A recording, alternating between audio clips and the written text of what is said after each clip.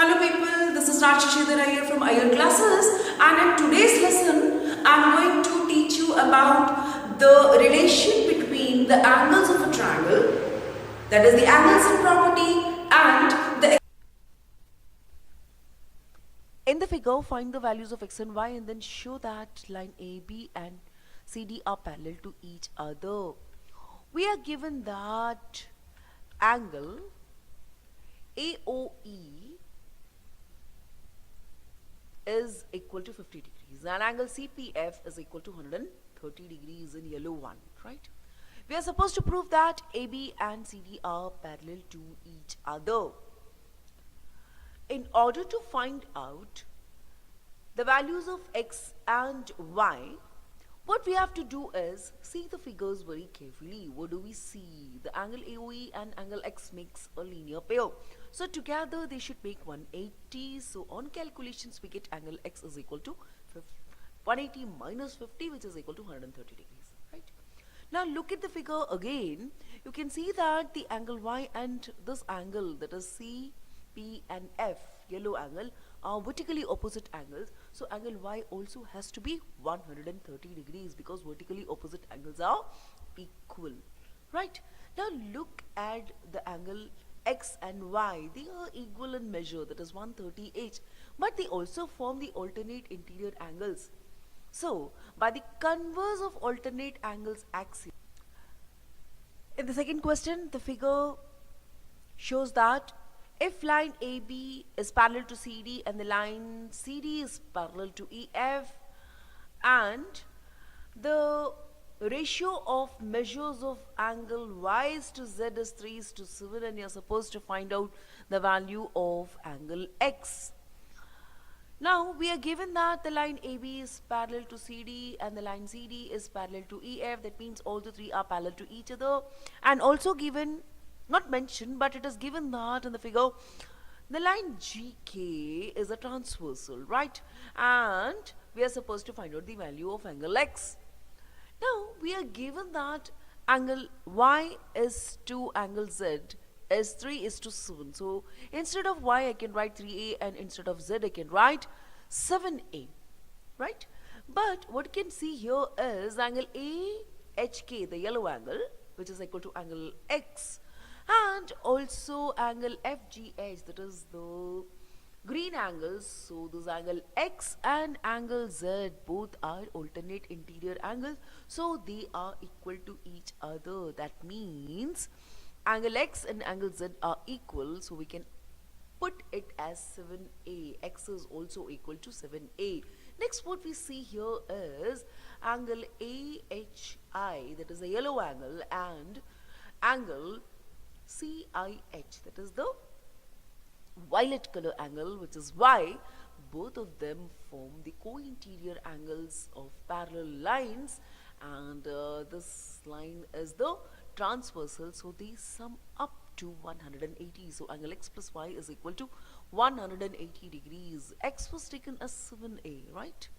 And Y we already have taken as 3A, so 7A plus 3A, which is. Let's move on to the third question now. In the line we can see that the line AB is parallel to CD and the line EF is perpendicular to the line CD, and also that we are given a line, say GE and GED angle, which is in blue now, marked 126 degrees. We are supposed to find out angle AGE, angle GEF, the orange one, and FGE, that is the green one, right? Now how to find out? We are given that angle GEF, GE and F plus angle 90, that makes to 126. So what is the value of GEF? Just subtract and we got it as 36, right? Okay, now we know that angle AGE, that is the blue angle, and GED, which is again in blue, they both are alternate interior angles, so they should be equal. So that angle is also equal to 126. Right? Okay. Now the third angle, that is the green one, you can see that angle AG, you're given line Q and the line ST, they both are parallel to each other, and also that you can see the yellow angle PQR is 110 and angle RST, which is in red, which is also given as 130. Right? We are supposed to find out the angle in pink, that is angle QR and S. So let's use the knowledge what we have learned right now.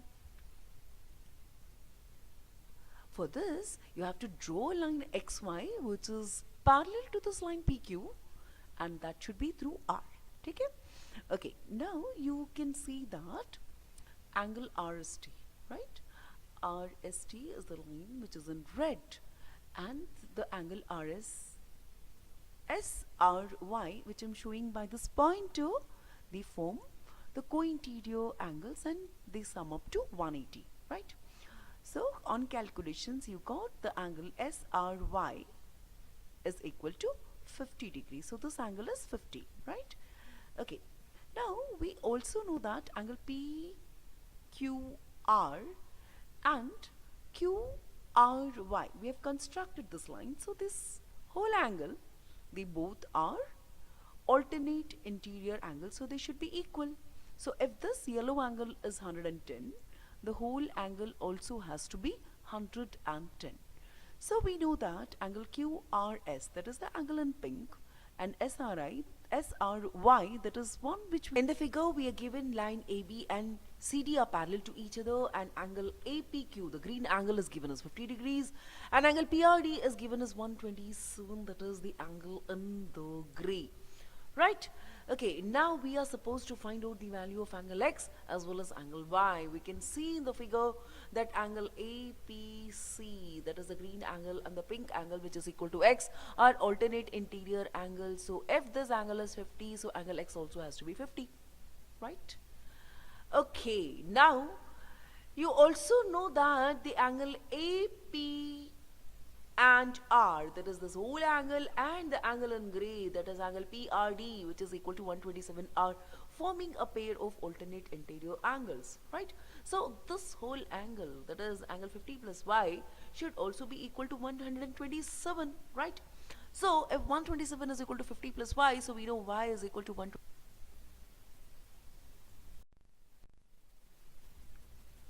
In the figure, PQ and R is the two mirrors placed parallel to each other.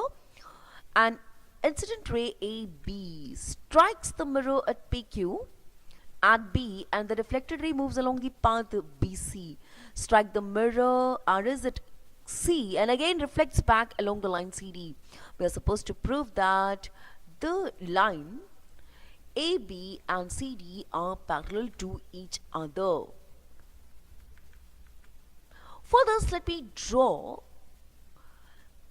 two perpendiculars, that is normal to the mirrors BX and YC, which will be perpendicular to the line RS. This is the mirror which is RS, and I'm taking this as a line, and if it is perpendicular to this mirror RS, they automatically will become perpendicular to this mirror, that is PQ, right?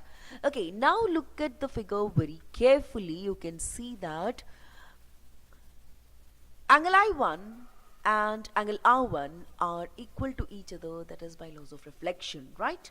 Okay, now you can see that angle XPC R1 and the angle YCB, that is I2, they both form alternate interior angles as the line BX and YC are parallel to each other, right? So we have got this R1 and R2, they are equal to each other, right? And similarly, we also know, because the ray is striking the mirror again, that is the ray BC is striking the mirror AS and getting reflected back along the line CD, so this angle of incidence and angle of reflection also should be equal according to the laws of reflection, right? Now if you consider the equation 1, the equation 2 and the equation 3, it will make the angle I1 is equal equal to R2, right? Why? Because these two angles are alternate angles, and these two angles are equal, and these two angles are also equal. So what will happen if these two angles are equal, but R1 is equal to I1 and I2 is equal to R2? So I1 should be equal to R2, right?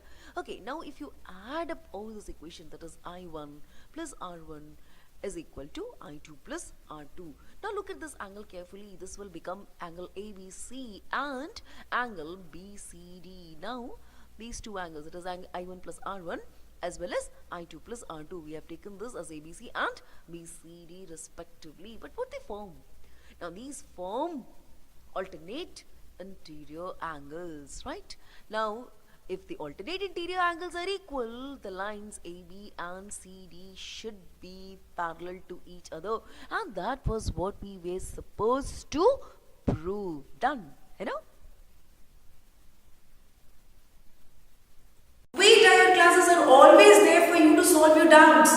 Just write the doubt on a piece of a paper and then click the picture and send it to the WhatsApp number which is given below, right? And of course, give a like and ring the bell.